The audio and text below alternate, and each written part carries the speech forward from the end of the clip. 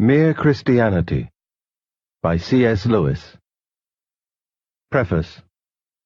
The contents of this book were first given on the air and then published in 3 separate parts as The Case for Christianity, 1943, Christian Behavior, 1943, and Beyond Personality, 1945. In the printed versions I made a few additions to what I had said at the microphone, but otherwise left the text much as it had been. A talk on the radio should, I think, be as like real talk as possible, and should not sound like an essay being read aloud. In my talks I had therefore used all the contractions and colloquialisms I ordinarily use in conversation. In the printed version I reproduced this, putting don't and we've for do not and we have, and wherever in the talks I had made the importance of a word clear by the emphasis of my voice, I printed it in italics. I am now inclined to think that this was a mistake, an undesirable hybrid between the art of speaking and the art of writing. A talker ought to use variations of voice for emphasis because his medium naturally lends itself to that method. But a writer ought not to use italics for the same purpose. He has his own different means of bringing out the key words and ought to use them. In this edition I have expanded the contractions and replaced most of the italics by recasting the sentences in which they occurred, but without altering, I hope, the popular or familiar tone which I had all along intended. I have also added and deleted where I thought I understood any part of my subject better now than 10 years ago, or where I knew that the original version had been misunderstood by others. The reader should be warned that I offer no help to anyone who is hesitating between 2 Christian denominations. You will not learn from me whether you ought to become an Anglican, a Methodist, a Presbyterian, or a Roman Catholic. This omission is intentional. Even in the list I have just given, the order is alphabetical. There is no mystery about my own position. I am a very ordinary layman of the Church of England, not especially high, nor especially low, nor especially anything else. But in this book I am not trying to convert anyone to my own position. Ever since I became a Christian, I have thought that the best, perhaps the only service I could do for my unbelieving neighbors was to explain and defend the belief that has been common to nearly all Christians at all times. I had more than one reason for thinking this. In the first place, the questions which divide Christians from one another often involve points of high theology or even of ecclesiastical history which ought never to be treated except by real experts. I should have been out of my depth in such waters, more in need of help myself than able to help others. And secondly, I think we must admit that the discussion of these disputed points has no tendency at all to bring an outsider into the Christian fold. So long as we write and talk about them, we are much more likely to deter him from entering any Christian communion than to draw him into our own. Our divisions should never be discussed except in the presence of those who have already come to believe that there is one God and that Jesus Christ is his only Son. Finally, I got the impression that far more and more talented authors were already engaged in such controversial matters than in the defense of what Baxter calls mere Christianity. That part of the line where I thought I could serve best was also the part that seemed to be thinnest, and to it I naturally went. So far as I know, these were my only motives, and I should be very glad if people would not draw fanciful inferences from my silence on certain disputed matters. For example, such silence need not mean that I myself am sitting on the fence. Sometimes I am. There are questions at issue between Christians to which I do not think I have the answer. There are some to which I may never know the answer. If I asked them, even in a better world, I might, for all I know, be answered as a far greater questioner was answered, "What is that to thee? Follow thou me." But there are other questions as to which I am definitely on one side of the fence, and yet say nothing. For I was not writing to expound something I could call my religion, but to expound mere Christianity, which is what it is and was what it was long before I was born, and whether I like it or not. Some people draw unwarranted conclusions from the fact that I never say more about the Blessed Virgin Mary than is involved in asserting the virgin birth of Christ. But surely my reason for not doing so is obvious. To say more would take me at once into highly controversial regions, and there is no controversy between Christians which needs to be so delicately touched as this. The Roman Catholic beliefs on that subject are held not only with the ordinary fervor that attaches to all sincere religious belief, but, very naturally, with the peculiar and, as it were, chivalrous sensibility that a man feels when the honor of his mother or his beloved is at stake. It is very difficult so to dissent from them that you will not appear to them a cad as well as a heretic. And, contrariwise, the opposed Protestant beliefs on this subject call forth feelings which go down to the very roots of all monotheism whatever. To radical Protestants, it seems that the distinction between creator and creature, however holy, is imperiled, that polytheism is risen again. Hence it is hard so to dissent from them that you will not appear something worse than a heretic, an idolater, a pagan. If any topic could be relied upon to wreck a book about mere Christianity, if any topic makes utterly unprofitable reading for those who do not yet believe that the Virgin Son is God, surely this is it. Oddly enough, you cannot even conclude, from my silence on disputed points, either that I think them important or that I think them unimportant. For this is itself one of the disputed points. One of the things Christians are disagreed about is the importance of their disagreements. When two Christians of different denominations start arguing, it is usually not long before one asks whether such and such a point really matters, and the other replies, "Matter? Why, it's absolutely essential." All this is said simply in order to make clear what kind of book I was trying to write, not in the least to conceal or evade responsibility for my own beliefs. About those, as I said before, there is no secret. To quote Uncle Toby, they are written in the common prayer book. The danger clearly was that I should put forward as common Christianity anything that was peculiar to the Church of England, or worse still, to myself. I tried to guard against this by sending the original script of what is now Book 2 to 4 clergymen, Anglican, Methodist, Presbyterian, Roman Catholic, and asking for their criticism. The Methodist thought I had not said enough about faith, and the Roman Catholic thought I had gone rather too far about the comparative unimportance of theories in explanation of the atonement. Otherwise, all 5 of us were agreed. I did not have the remaining books similarly vetted, because in them, though differences might arise among Christians, these would be differences between individuals or schools of thought, not between denominations.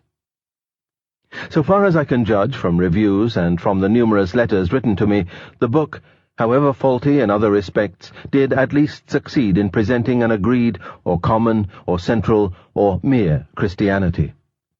In that way, it may possibly be of some help in silencing the view that, if we omit the disputed points, we shall have left only a vague and bloodless HCF. The HCF turns out to be something not only positive, but pungent, divided from all non-Christian beliefs by a chasm to which the worst divisions inside Christendom are not really comparable at all. If I have not directly helped the cause of reunion, I have perhaps made it clear why we ought to be reunited. Certainly I have met with little of the fabled odium theologicum from convinced members of communions different from my own. Hostility has come more from borderline people, whether within the Church of England or without it, men not exactly obedient to any communion. This I find curiously consoling. It is at her centre, where her truest children dwell, that each communion is really closest to every other in spirit, if not in doctrine. And this suggests that at the centre of each there is something or a someone who, against all divergences of belief, all differences of temperament, all memories of mutual persecution, speaks with the same voice. So much for my omissions on doctrine. In Book 3, which deals with morals, I have also passed over some things in silence, but for a different reason. Ever since I served as an infantryman in the First World War, I have had a great dislike of people who, themselves in ease and safety, issue exhortations to men in the front line. As a result, I have a reluctance to say much about temptations to which I myself am not exposed. No man, I suppose, is tempted to every sin. It so happens that the impulse which makes men gamble has been left out of my make-up, and, no doubt, I pay for this by lacking some good impulse of which it is the excess or perversion. I therefore did not feel myself qualified to give advice about permissible and impermissible gambling, if there is any permissible, for I do not claim to know even that. I have also said nothing about birth control. I am not a woman, nor even a married man, nor am I a priest. I did not think it my place to take a firm line about pains, dangers, and expenses from which I am protected, having no pastoral office which obliged me to do so. Far deeper objections may be felt, and have been expressed, against my use of the word Christian to mean one who accepts the common doctrines of Christianity. People ask, "Who are you to lay down who is and who is not a Christian?" Or, "May not many a man who cannot believe these doctrines be far more truly a Christian, far closer to the Spirit of Christ than some who do?" Now this objection is in one sense very right, very charitable, very spiritual, very sensitive. It has every amiable quality except that of being useful. We simply cannot, without disaster, use language as these objectors want us to use it. I will try to make this clear by the history of another and very much less important word. The word gentleman originally meant something recognizable, one who had a coat of arms and some landed property. When you called someone a gentleman, you were not paying him a compliment, but merely stating a fact. If you said he was not a gentleman, you were not insulting him, but giving information. There was no contradiction in saying that John was a liar and a gentleman, any more than there now is in saying that James is a fool and an M.A. But then there came people who said, so rightly, charitably, spiritually, sensitively, so anything but usefully, but surely the important thing about a gentleman is not the coat of arms and the land, but the behavior. Surely he is the true gentleman who behaves as a gentleman should. Surely, in that sense, Edward is far more truly a gentleman than John. They meant well. To be honourable and courteous and brave is, of course, a far better thing than to have a coat of arms. But it is not the same thing. Worse still, it is not a thing everyone will agree about. To call a man a gentleman in this new refined sense becomes, in fact, not a way of giving information about him, but a way of praising him. To deny that he is a gentleman becomes simply a way of insulting him. When a word ceases to be a term of description and becomes merely a term of praise, it no longer tells you facts about the object, it only tells you about the speaker's attitude to that object. A nice meal only means a meal the speaker likes. A gentleman, once it has been spiritualized and refined out of its old coarse objective sense, means hardly more than a man whom the speaker likes. As a result, gentleman is now a useless word. We had lots of terms of approval already, so it was not needed for that use.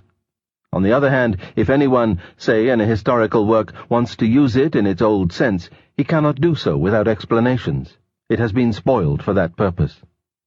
Now, if once we allow people to start spiritualizing and refining, or as they might say, deepening the sense of the word Christian, it too will speedily become a useless word. In the first place, Christians themselves will never be able to apply it to anyone.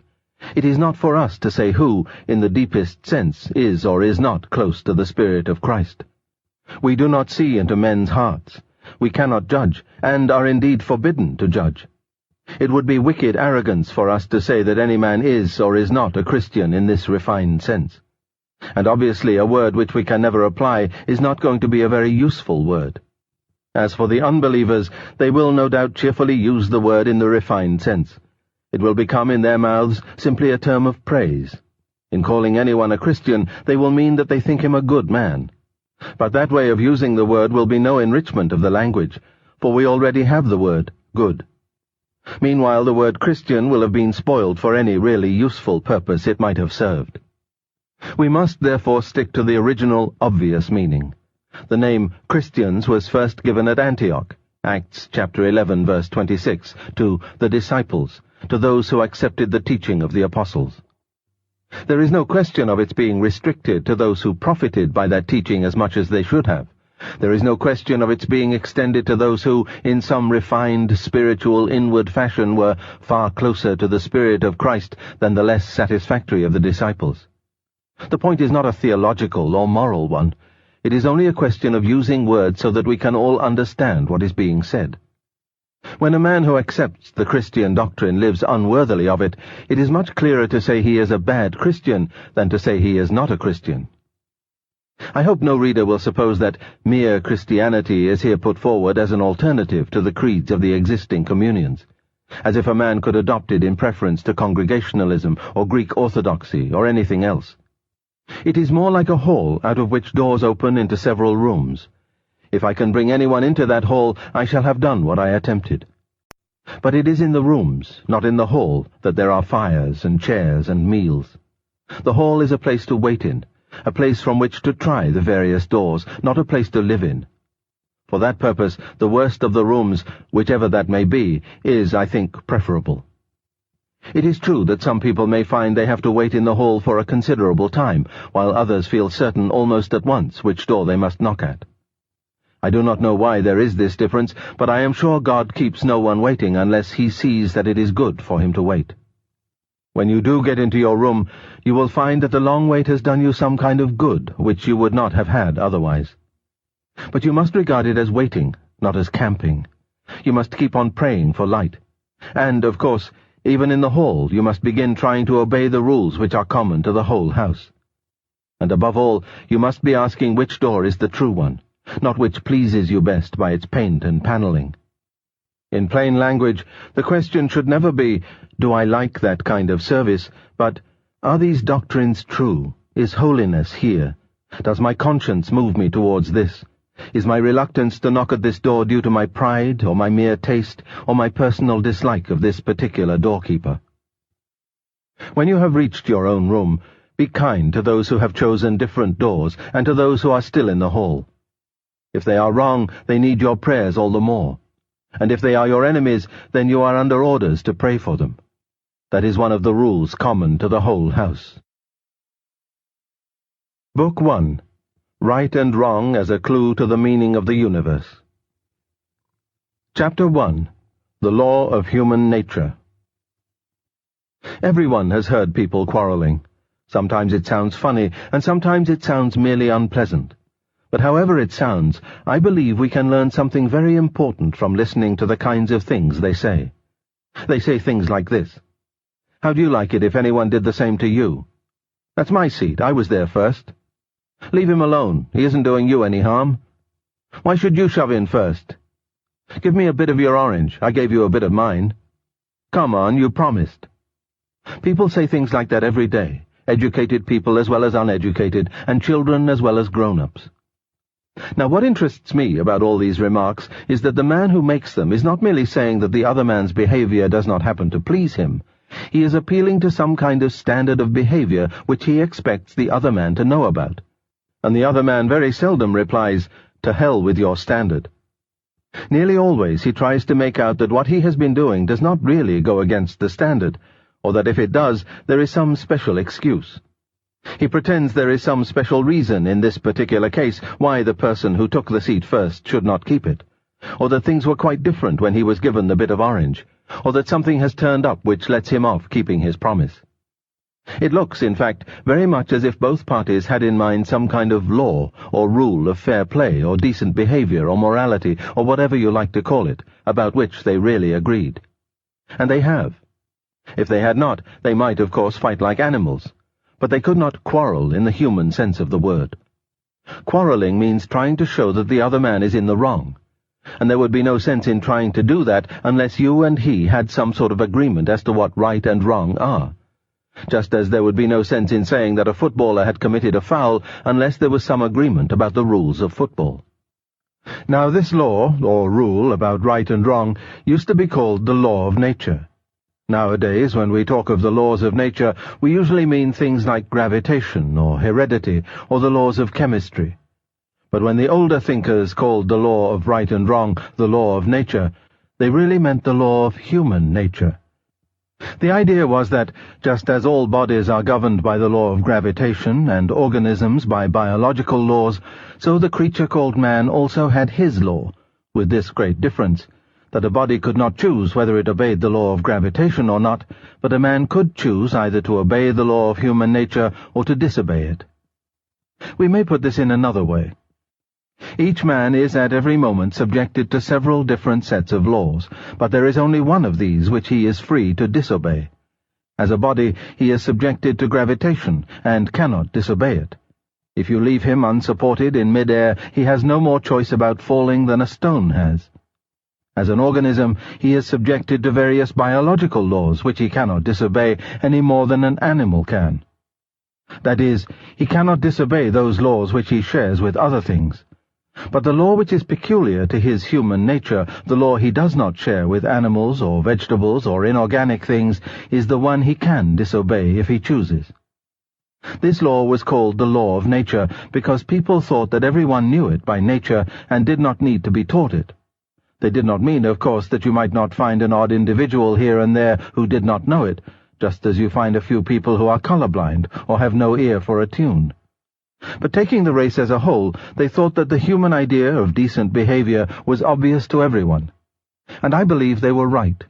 If they were not, then all the things we said about the war were nonsense.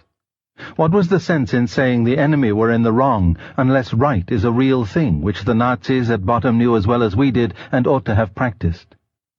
If they had had no notion of what we mean by right, then, though we might still have had to fight them, we could no more have blamed them for that than for the color of their hair. I know that some people say the idea of a law of nature or decent behavior known to all men is unsound because different civilizations and different ages have had quite different moralities. But this is not true. There have been differences between their moralities, but these have never amounted to anything like a total difference. If anyone will take the trouble to compare the moral teaching of, say, the ancient Egyptians, Babylonians, Hindus, Chinese, Greeks, and Romans, what will really strike him will be how very like they are to each other and to our own. Some of the evidence for this I have put together in the appendix of another book called The Abolition of Man. But for our present purpose, I need only ask the reader to think what a totally different morality would mean. Think of a country where people were admired for running away in battle, or where a man felt proud of double-crossing all the people who had been kindest to him. You might just as well try to imagine a country where 2 and 2 made 5. Men have differed as regards what people you ought to be unselfish to, whether it was only your own family or your fellow countrymen or everyone, but they have always agreed that you ought not to put yourself first. Selfishness has never been admired. Men have differed as to whether you should have 1 wife or 4, but they have always agreed that you must not simply have any woman you liked. But the most remarkable thing is this. Whenever you find a man who says he does not believe in a real right or wrong, you will find the same man going back on this a moment later. He may break his promise to you, but if you try breaking one to him, he will be complaining, "It's not fair," before you can say Jack Robinson. A nation may say treaties do not matter, but then, next minute, they spoil their case by saying that the particular treaty they want to break was an unfair one. But if treaties do not matter, and if there is no such thing as right and wrong, in other words, if there is no law of nature, what is the difference between a fair treaty and an unfair one? Have they not let the cat out of the bag and shown that, whatever they say, they really know the law of nature just like anyone else? It seems, then, we are forced to believe in a real right and wrong. People may sometimes be mistaken about them, just as people sometimes get their sums wrong. But they are not a matter of mere taste and opinion any more than the multiplication table. Now, if we are agreed about that, I go on to my next point, which is this. None of us are really keeping the law of nature. If there are any exceptions among you, I apologize to them. They had much better read some other work, for nothing I am going to say concerns them. And now, turning to the ordinary human beings who are left. I hope you will not misunderstand what I am going to say. I am not preaching, and heaven knows I do not pretend to be better than anyone else. I am only trying to call attention to a fact. The fact that this year, or this month, or more likely this very day, we have failed to practice ourselves the kind of behavior we expect from other people. There may be all sorts of excuses for us. The time you were so unfair to the children was when you were very tired. That slightly shady business about the money, the one you have almost forgotten, came when you were very hard up. And what you promised to do for old so-and-so and have never done, well, you never would have promised if you had known how frightfully busy you were going to be. And as for your behavior to your wife, or husband, or sister, or brother, if I knew how irritating they could be, I would not wonder at it. And who the dickens am I anyway? I am just the same. That is to say, I do not succeed in keeping the law of nature very well, and the moment anyone tells me I am not keeping it, there starts up in my mind a string of excuses as long as your arm. The question at the moment is not whether they are good excuses. The point is that they are one more proof of how deeply, whether we like it or not, we believe in the law of nature. If we do not believe in decent behavior, why should we be so anxious to make excuses for not having behaved decently? The truth is, we believe in decency so much, we feel the rule of law pressing on us so that we cannot bear to face the fact that we are breaking it, and consequently we try to shift the responsibility. For you notice that it is only for our bad behavior that we find all these explanations. It is only our bad temper that we put down to being tired or worried or hungry. We put our good temper down to ourselves. These, then, are the 2 points I wanted to make. First, that human beings all over the earth have this curious idea that they ought to behave in a certain way, and cannot really get rid of it. Secondly, that they do not in fact behave in that way. They know the law of nature, they break it. These 2 facts are the foundation of all clear thinking about ourselves and the universe we live in. Chapter 2. Some Objections. If they are the foundation, I had better stop to make that foundation firm before I go on. Some of the letters I have had show that a good many people find it difficult to understand just what this law of human nature, or moral law, or rule of decent behavior is. For example, some people wrote to me saying, "Isn't what you call the moral law simply our herd instinct, and hasn't it been developed just like all our other instincts?" Now, I do not deny that we may have a herd instinct, but that is not what I meant by the moral law. We all know what it feels like to be prompted by instinct, by mother love, or sexual instinct, or the instinct for food. It means that you feel a strong want or desire to act in a certain way. And, of course, we sometimes do feel just that sort of desire to help another person, and no doubt that desire is due to the herd instinct. But feeling a desire to help is quite different from feeling that you ought to help, whether you want to or not. Supposing you hear a cry for help from a man in danger, you will probably feel 2 desires. One, a desire to give help, due to your herd instinct, the other a desire to keep out of danger, due to the instinct for self-preservation. But you will find inside you, in addition to these 2 impulses, a third thing which tells you that you ought to follow the impulse to help and suppress the impulse to run away. Now this thing that judges between 2 instincts, that decides which should be encouraged, cannot itself be either of them. You might as well say that the sheet of music which tells you at a given moment to play one note on the piano and not another is itself one of the notes on the keyboard. The moral law tells us the tune we have to play. Our instincts are merely the keys. Another way of seeing that the moral law is not simply one of our instincts is this. If 2 instincts are in conflict, and there is nothing in a creature's mind except those 2 instincts, obviously the stronger of the 2 must win. But at those moments when we are most conscious of the moral law, it usually seems to be telling us to side with the weaker of the 2 impulses. You probably want to be safe much more than you want to help the man who is drowning, but the moral law tells you to help him all the same. And surely it often tells us to try to make the right impulse stronger than it naturally is. I mean, we often feel it our duty to stimulate the herd instinct by waking up our imaginations and arousing our pity and so on, so as to get up enough steam for doing the right thing. But clearly we are not acting from instinct when we set about making an instinct stronger than it is. The thing that says to you, "Your herd instinct is asleep, wake it up," cannot itself be the herd instinct. The thing that tells you which note on the piano needs to be played louder cannot itself be that note. Here is a third way of seeing it. If the moral law was one of our instincts, we ought to be able to point to some one impulse inside us which was always what we call good, always in agreement with the rule of right behavior. But you cannot. There is none of our impulses which the moral law may not sometimes tell us to suppress, and none which it may not sometimes tell us to encourage. It is a mistake to think that some of our impulses, say mother love or patriotism, are good, and others, like sex or the fighting instinct, are bad. All we mean is that the occasions on which the fighting instinct or the sexual desire need to be restrained are rather more frequent than those for restraining mother love or patriotism. But there are situations when it is the duty of a married man to encourage his sexual impulse, and of a soldier to encourage the fighting instinct. There are also occasions on which a mother's love for her own children or a man's love for his own country have to be suppressed, or they will lead to unfairness towards other people's children or countries. Strictly speaking, there are no such things as good and bad impulses. Think once again of a piano. It has not got 2 kinds of notes on it, the right notes and the wrong ones. Every single note is right at one time and wrong at another. The moral law is not any one instinct or any set of instincts. It is something which makes a kind of tune. the tune that we call goodness or right conduct, by directing the instincts.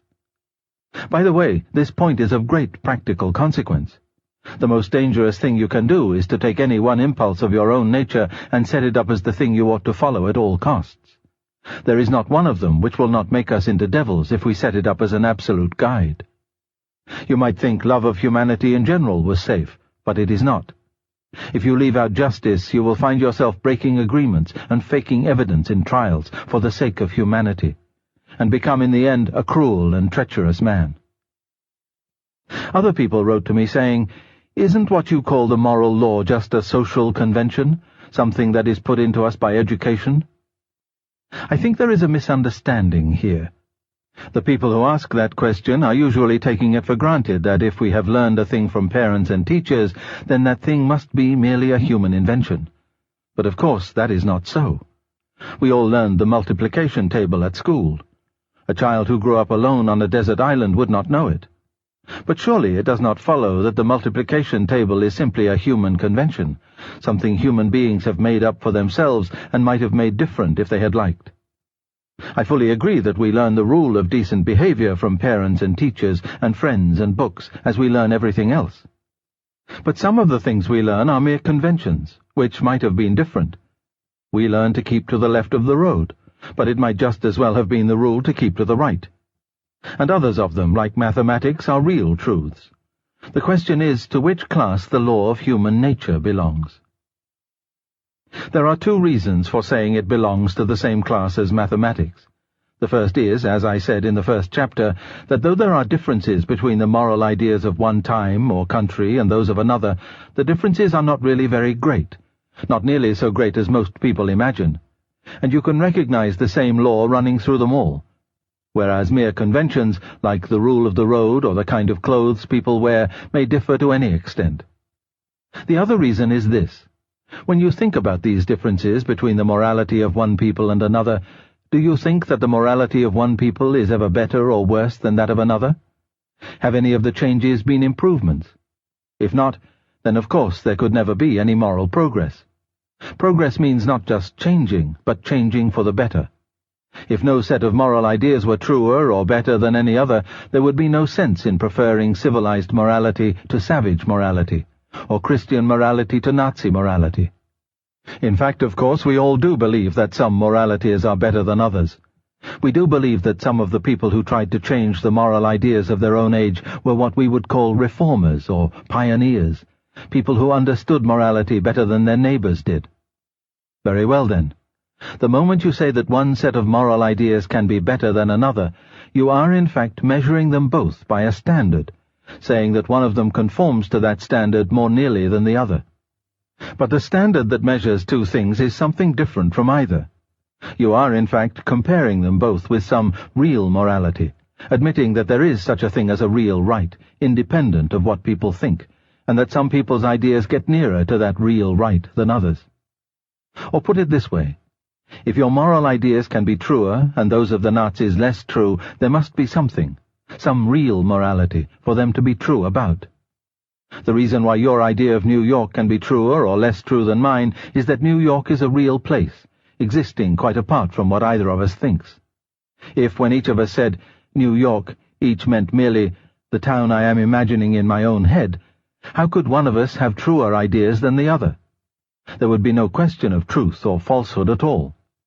In the same way, if the rule of decent behavior meant simply whatever each nation happens to approve, there would be no sense in saying that any one nation had ever been more correct in its approval than any other, no sense in saying that the world could ever grow morally better or morally worse.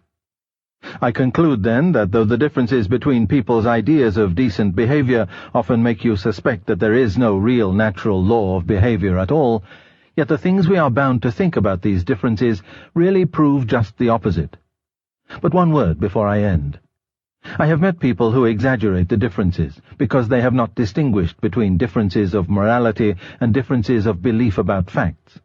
For example, one man said to me, 300 years ago people in England were putting witches to death. Was that what you call the rule of human nature or right conduct? But surely the reason we do not execute witches is that we do not believe there are such things.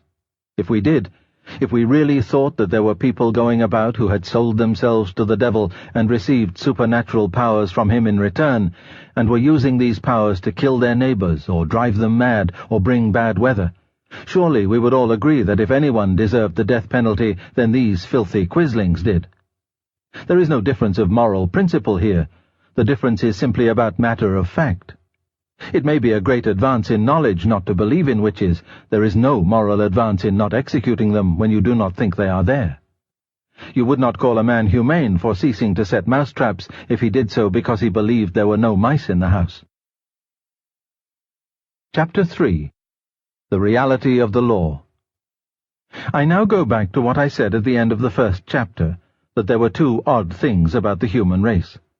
First, that they were haunted by the idea of a sort of behavior they ought to practice, what you might call fair play, or decency, or morality, or the law of nature. Second, that they did not, in fact, do so. Now, some of you may wonder why I called this odd. It may seem to you the most natural thing in the world. In particular, you may have thought I was rather hard on the human race. After all, you may say, what I call breaking the law of right and wrong, or of nature, only means that people are not perfect. And why on earth should I expect them to be? That would be a good answer if what I was trying to do was fix the exact amount of blame which is due to us for not behaving as we expect others to behave. But that is not my job at all. I am not concerned at present with blame. I am trying to find out truth. And from that point of view, the very idea of something being imperfect, of its not being what it ought to be, has certain consequences.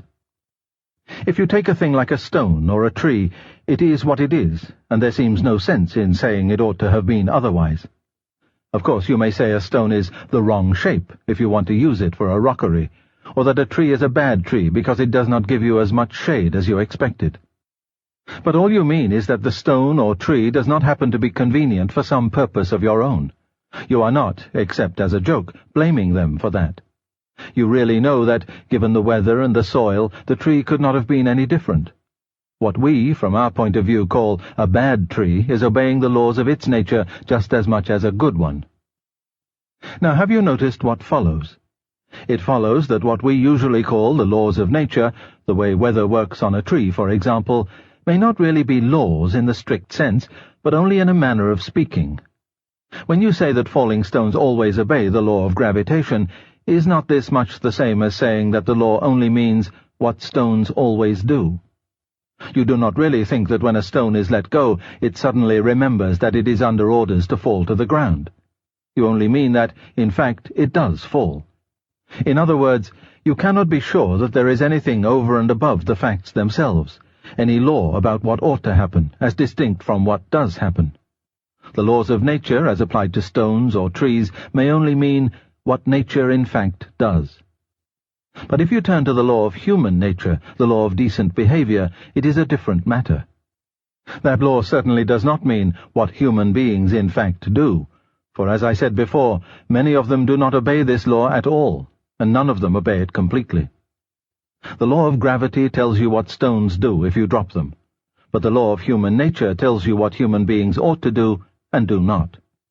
In other words, when you are dealing with humans, something else comes in above and beyond the actual facts. You have the facts, how men do behave, and you also have something else, how they ought to behave.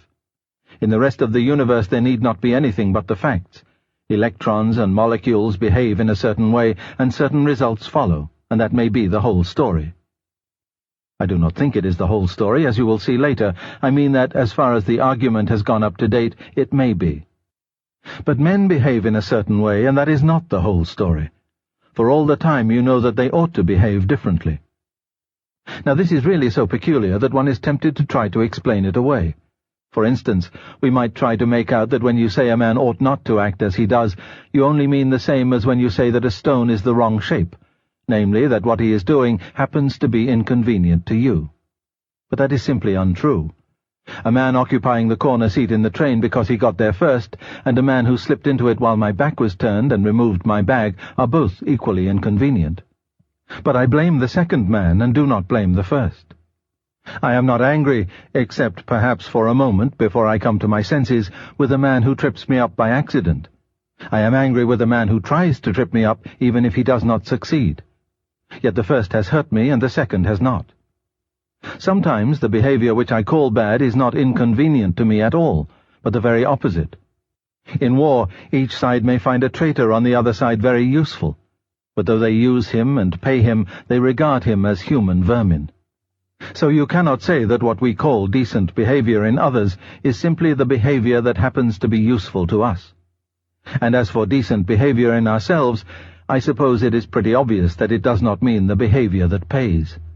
It means things like being content with 30 shillings when you might have got £3, doing schoolwork honestly when it would have been easy to cheat, leaving a girl alone when you would like to make love to her, staying in dangerous places when you could go somewhere safer, keeping promises you would rather not keep, and telling the truth even when it makes you look a fool. Some people say that though decent conduct does not mean what pays each particular person at a particular moment, still it means what pays the human race as a whole, and that, consequently, there is no mystery about it. Human beings, after all, have some sense. They see that you cannot have real safety or happiness except in a society where everyone plays fair, and it is because they see this that they try to behave decently. Now, of course, it is perfectly true that safety and happiness can only come from individuals, classes, and nations being honest and fair and kind to each other. It is one of the most important truths in the world. But as an explanation of why we feel as we do about right and wrong, it just misses the point. If we ask, "Why ought I to be unselfish?" and you reply, "Because it is good for society," we may then ask, "Why should I care what's good for society, except when it happens to pay me personally?" And then you will have to say, "Because you ought to be unselfish," which simply brings us back to where we started. You are saying what is true, but you are not getting any further. If a man asked what was the point of playing football, it would not be much good saying, "In order to score goals," for trying to score goals is the game itself, not the reason for the game. And you would really only be saying that football was football, which is true, but not worth saying. In the same way, if a man asks what is the point of behaving decently, it is no good replying, "In order to benefit society," for trying to benefit society, in other words being unselfish, for society after all only means other people, is one of the things decent behavior consists in. All you are really saying is that decent behavior is decent behavior. You would have said just as much if you had stopped at the statement, "Men ought to be unselfish."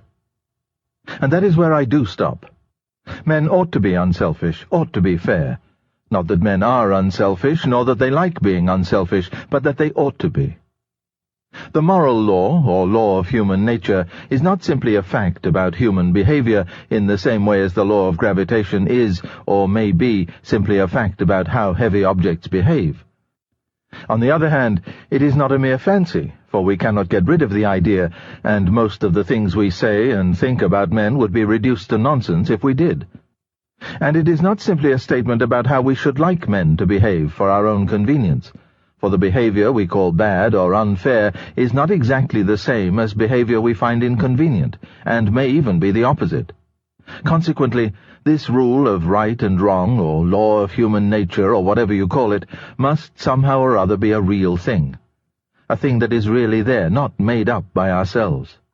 And yet it is not a fact in the ordinary sense, in the same way as our actual behavior is a fact. It begins to look as if we shall have to admit that there is more than one kind of reality, that in this particular case there is something above and beyond the ordinary facts of men's behavior, and yet quite definitely real, a real law, which none of us made, but which we find pressing on us.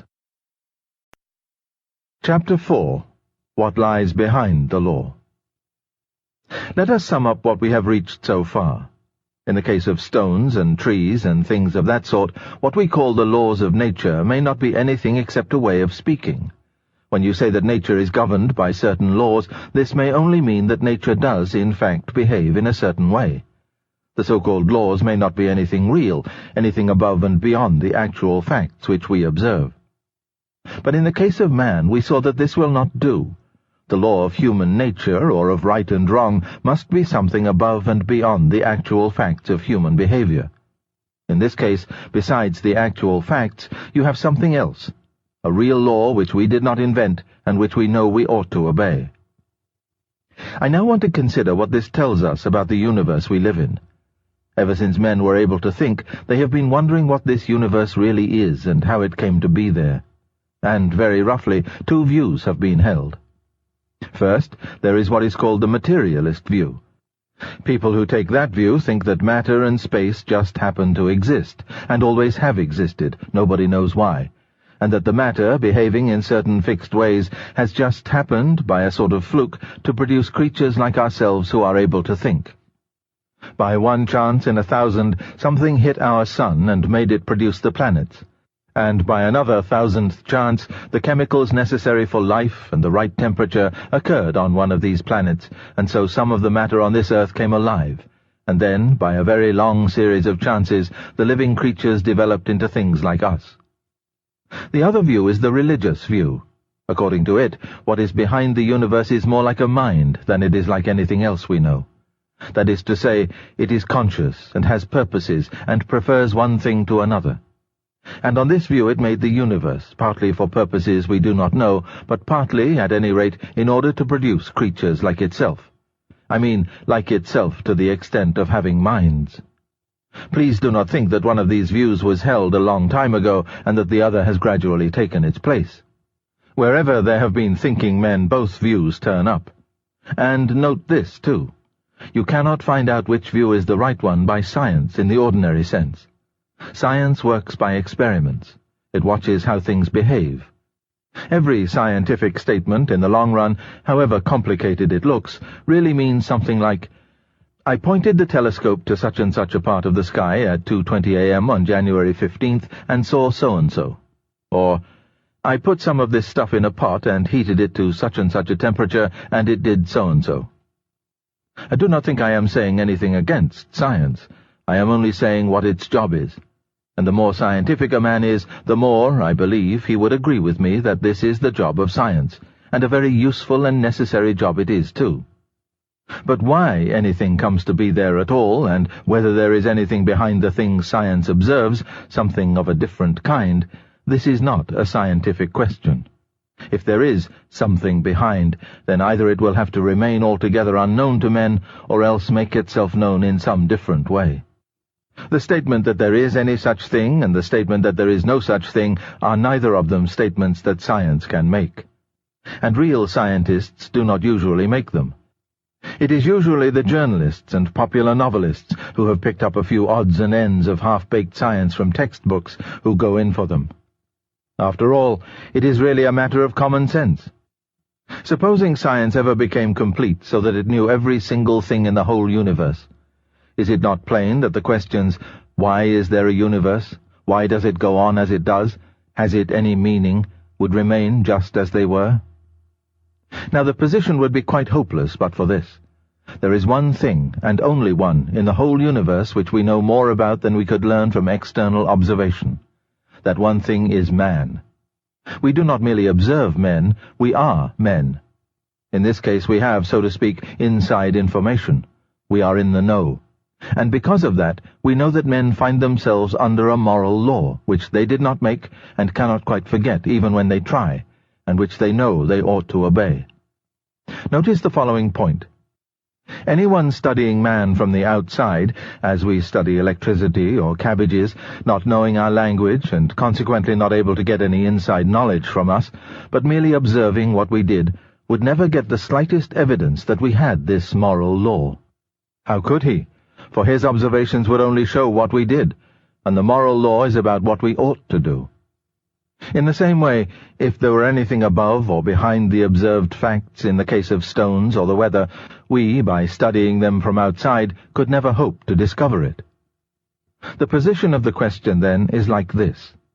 We want to know whether the universe simply happens to be what it is for no reason, or whether there is a power behind it that makes it what it is. Since that power, if it exists, would not be one of the observed facts, but a reality which makes them, no mere observation of the facts can find it. There is only one case in which we can know whether there is anything more, namely our own case. And in that one case we find there is. Or put it the other way round. If there was a controlling power outside the universe, it could not show itself to us as one of the facts inside the universe, no more than the architect of a house could actually be a wall or staircase or fireplace in that house. The only way in which we could expect it to show itself would be inside ourselves, as an influence or a command trying to get us to behave in a certain way. And that is just what we do find inside ourselves. Surely this ought to arouse our suspicions. In the only case where you can expect to get an answer, the answer turns out to be yes. And in the other cases where you do not get an answer, you see why you do not. Suppose someone asked me, when I see a man in a blue uniform going down the street, leaving little paper packets at each house, why I suppose they contain letters, I should reply, because whenever he leaves a similar little packet for me, I find it does contain a letter.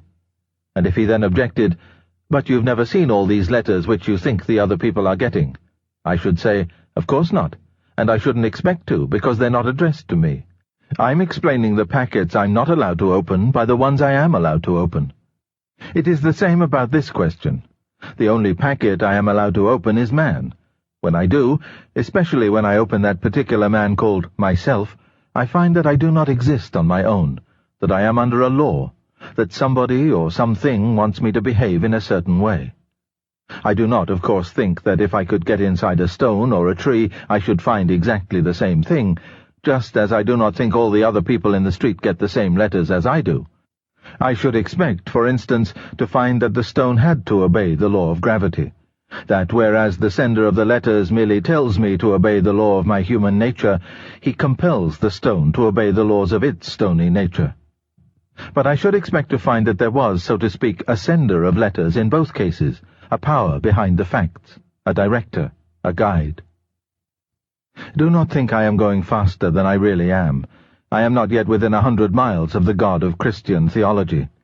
All I have got to is a something which is directing the universe, and which appears in me as a law urging me to do right, and making me feel responsible and uncomfortable when I do wrong. I think we have to assume it is more like a mind than it is like anything else we know, because after all, the only other thing we know is matter, and you can hardly imagine a bit of matter giving instructions. But, of course, it need not be very like a mind, still less like a person. In the next chapter, we shall see if we can find out anything more about it. But one word of warning. There has been a great deal of soft soap talked about God for the last 100 years. That is not what I am offering. You can cut all that out. Note, in order to keep this section short enough when it was given on the air, I mentioned only the materialist view and the religious view. But to be complete, I ought to mention the in-between view called life force philosophy, or creative evolution, or emergent evolution. The wittiest expositions of it come in the works of Bernard Shaw, but the most profound ones in those of Bergson. People who hold this view say that the small variations by which life on this planet evolved from the lowest forms to man were not due to chance, but to the striving or purposiveness of a life force. When people say this, we must ask them whether by life force they mean something with a mind or not. If they do, then a mind bringing life into existence and leading it to perfection is really a god, and their view is thus identical with the religious. If they do not, then what is the sense in saying that something without a mind strives or has purposes? This seems to me fatal to their view. One reason why so many people find creative evolution so attractive is that it gives one much of the emotional comfort of believing in God and none of the less pleasant consequences. When you are feeling fit and the sun is shining and you do not want to believe that the whole universe is a mere mechanical dance of atoms, it is nice to be able to think of this great mysterious force rolling on through the centuries and carrying you on its crest. If, on the other hand, you want to do something rather shabby, the life force, being only a blind force with no morals and no mind, will never interfere with you like that troublesome god we learned about when we were children. The life force is a sort of tame god. You can switch it on when you want, but it will not bother you. All the thrills of religion and none of the cost. Is the life force the greatest achievement of wishful thinking the world has yet seen? Chapter 5. We have cause to be uneasy. I ended my last chapter with the idea that in the moral law, somebody or something from beyond the material universe was actually getting at us. And I expect when I reached that point, some of you felt a certain annoyance. You may even have thought that I had played a trick on you, that I had been carefully wrapping up to look like philosophy what turns out to be one more religious jaw.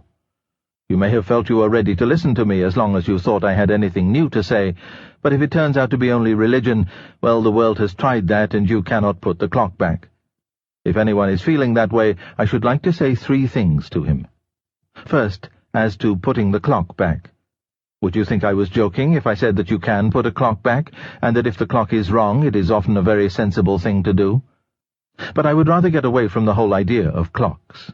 We all want progress, but progress means getting nearer to the place where you want to be. And if you have taken a wrong turning, then to go forward does not get you any nearer. If you are on the wrong road, progress means doing an about turn and walking back to the right road. And in that case, the man who turns back soonest is the most progressive man. We have all seen this when doing arithmetic.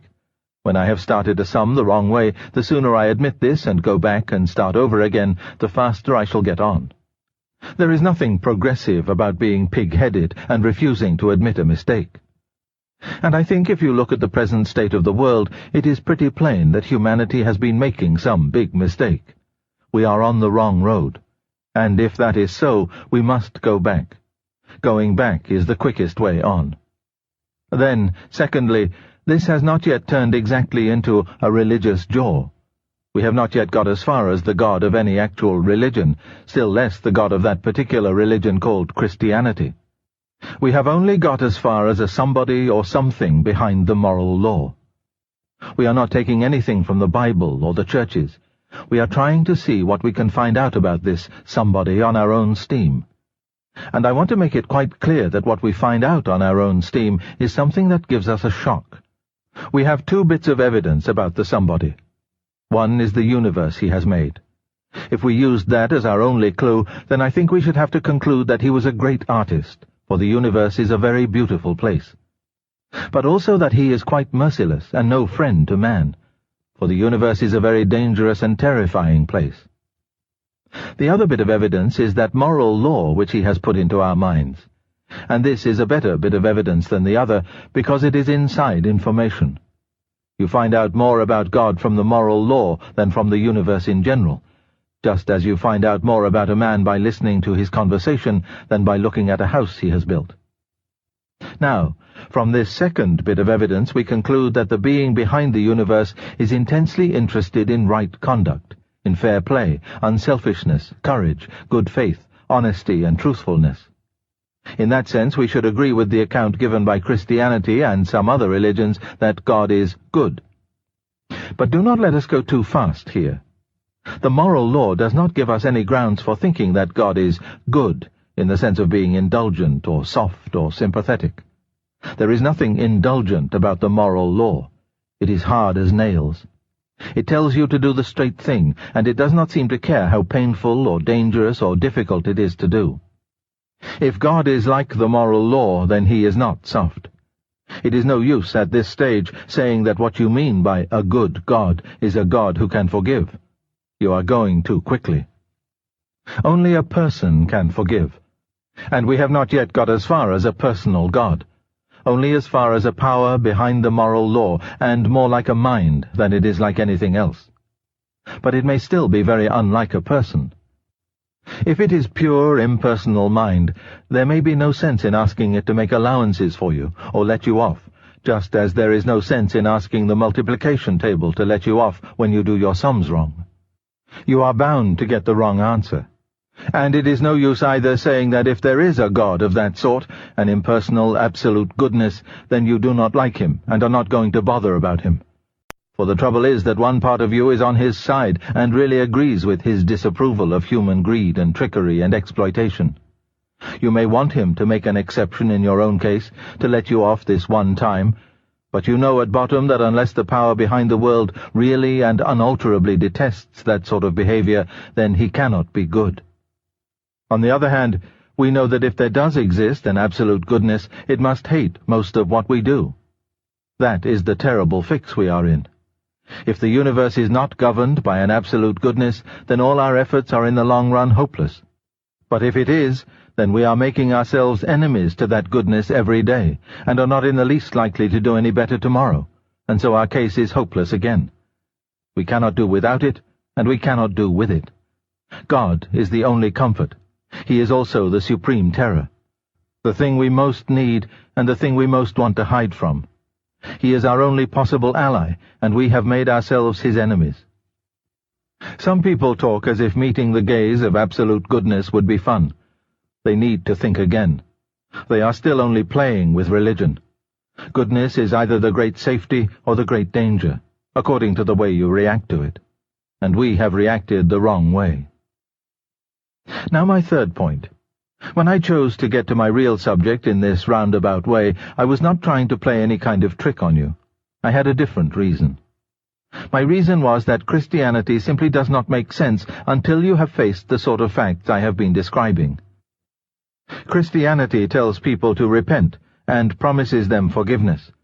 It therefore has nothing, as far as I know, to say to people who do not know that they have done anything to repent of, and who do not feel that they need any forgiveness. It is after you have realized that there is a real moral law and a power behind the law, and that you have broken that law and put yourself wrong with that power, it is after all this, and not a moment sooner, that Christianity begins to talk. When you know you are sick, you will listen to the doctor. When you have realized that our position is nearly desperate, you will begin to understand what the Christians are talking about. They offer an explanation of how we got into our present state of both hating goodness and loving it. They offer an explanation of how God can be this impersonal mind at the back of the moral law, and yet also a person. They tell you how the demands of this law, which you and I cannot meet, have been met on our behalf, how God himself becomes a man to save man from the disapproval of God. It is an old story, and if you want to go into it, you will no doubt consult people who have more authority to talk about it than I have. All I am doing is to ask people to face the facts, to understand the questions which Christianity claims to answer. And they are very terrifying facts. I wish it was possible to say something more agreeable, but I must say what I think true. Of course, I quite agree that the Christian religion is, in the long run, a thing of unspeakable comfort. But it does not begin in comfort. It begins in the dismay I have been describing, and it is no use at all trying to go on to that comfort without first going through that dismay. In religion, as in war and everything else, comfort is the one thing you cannot get by looking for it. If you look for truth, you may find comfort in the end. If you look for comfort, you will not get either comfort or truth, only soft soap and wishful thinking to begin with, and, in the end, despair. Most of us have got over the pre-war wishful thinking about international politics. It is time we did the same about religion.